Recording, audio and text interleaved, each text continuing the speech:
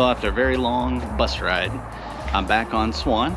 So I'm gonna try and do some preparations here today. Gonna try and get the dinghy moved around somehow and hoist it up onto the deck. Probably using the main halyard. Yeah. It's like I got a little bit of water in it.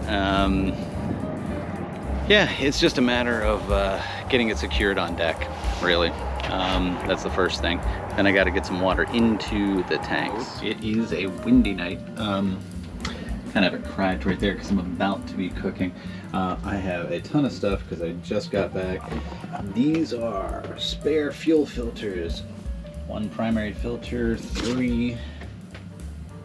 They were cross-referenced. I was assured they're them.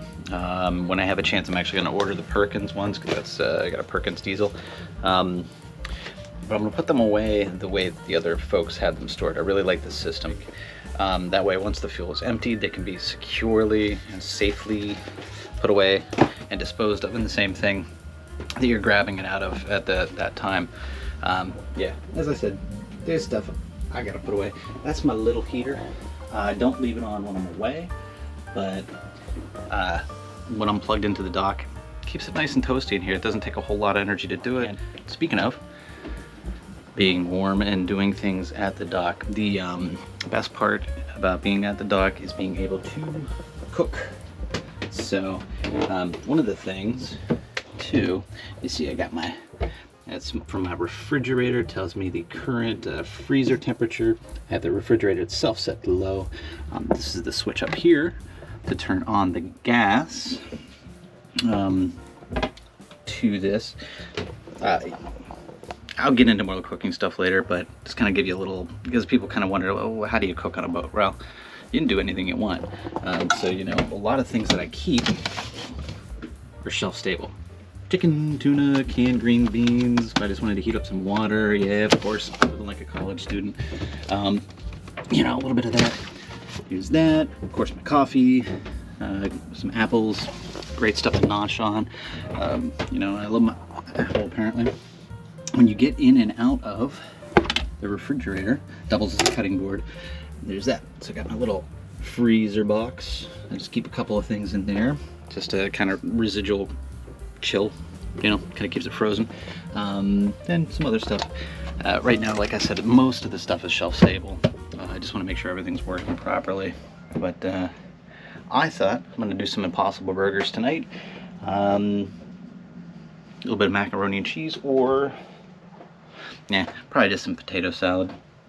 But yeah, that's kind of the setup here. Got the kitchen, got my coffee cups, you know, it kind of keeps them from going all over the place. I'm all cooked now. Oh, best thing to do too is to use stuff before it goes bad. Kind of like the single dude method, which I am, so that's kind of how it works. Bought these a couple days ago, so I'm not gonna go spend money on burger rolls when I should just be using those. Nothing wrong with it. Single pan stuff. Use the pan, toast the rolls, or English muffins, what have you. Set them aside, do the burgers, throw some cheese on. You get the idea.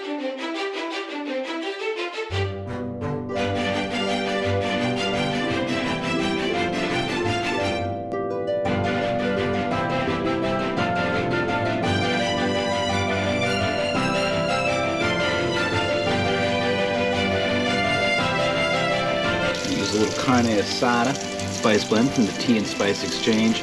Man, I love that place.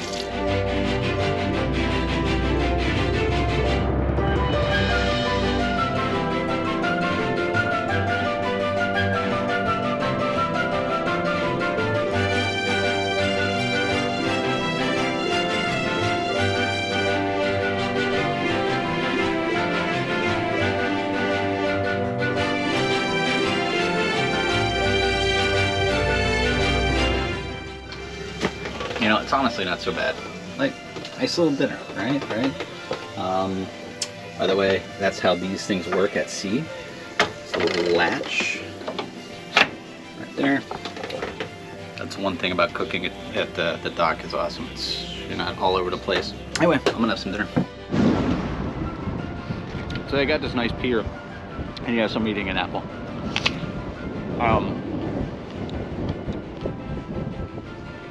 I'll just shut up and show you. This is just the part where... There is where we are all situated.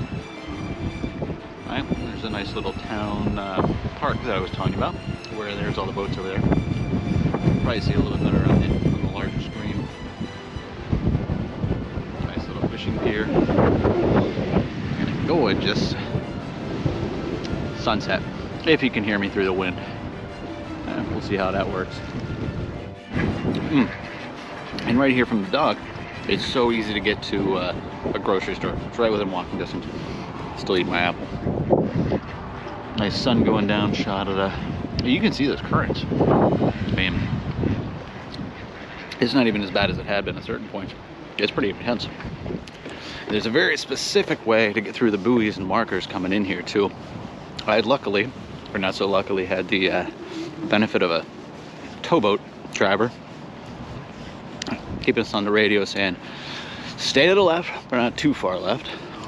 Okay. We'll see. I'm gonna plan on leaving at a more of like a high tide. That way I don't have to deal with it as much. I have a more deep draft boat, so we'll see. Grocery store is right around the bend.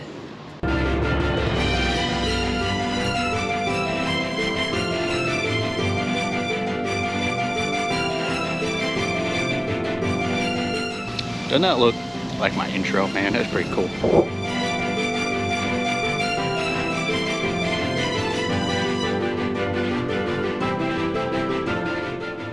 Everything's within... One of the other things I can say about Chincoteague though, there is a current. Check that out coming off. The little swirlies coming off of that one right around the...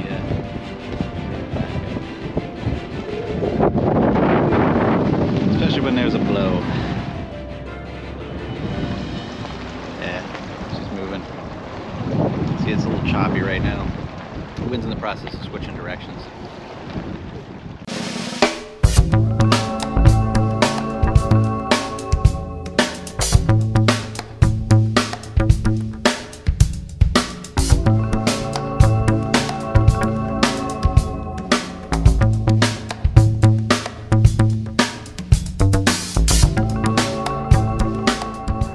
Well, it ain't pretty, but it's done. I got it kind of up there, so the trick is going to be making sure I keep the front deck accessible. I'm going to figure this out in the future. It's made to be collapsible, but they say you're just never going to take it apart. I got it kind of squished down over there. I'm going to make sure there's some tape or something around the rub points.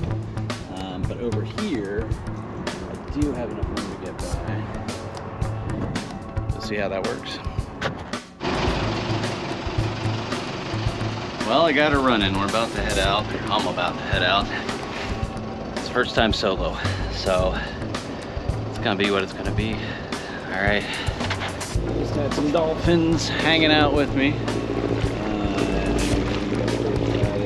go somewhere else. But it's kind of tricky through here, so I'm gonna keep paying attention to my Navionics. I got my 2 barrels up ahead. Yeah, Chincoteague, you really got to pay attention. Not out of here yet. There's kind of one other tricky spot where it looks like you're supposed to stay right of the green. It just looks bizarre, but when we were coming in, that's the way to do it. Yeah, you just gotta follow the buoys. So yeah. Hope my eyes will adjust. But again, Navionics. All right, we got it.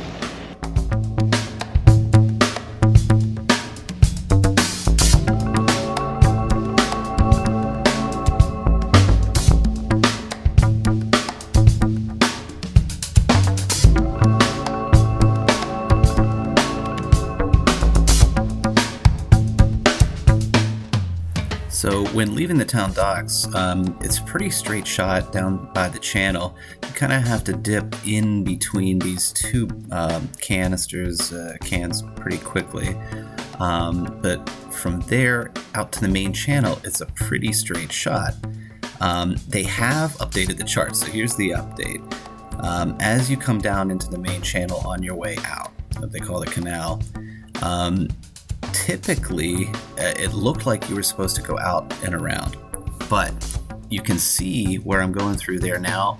They put the cut in. Before that hadn't been there. It looked like you needed to stay to the outside along the shoals, but as we were coming into the bay, that's where it was. Now from this point, you could just head straight south out of there. So it's not as tricky as it could be. The big thing is that there is a lot of shoaling, so yeah.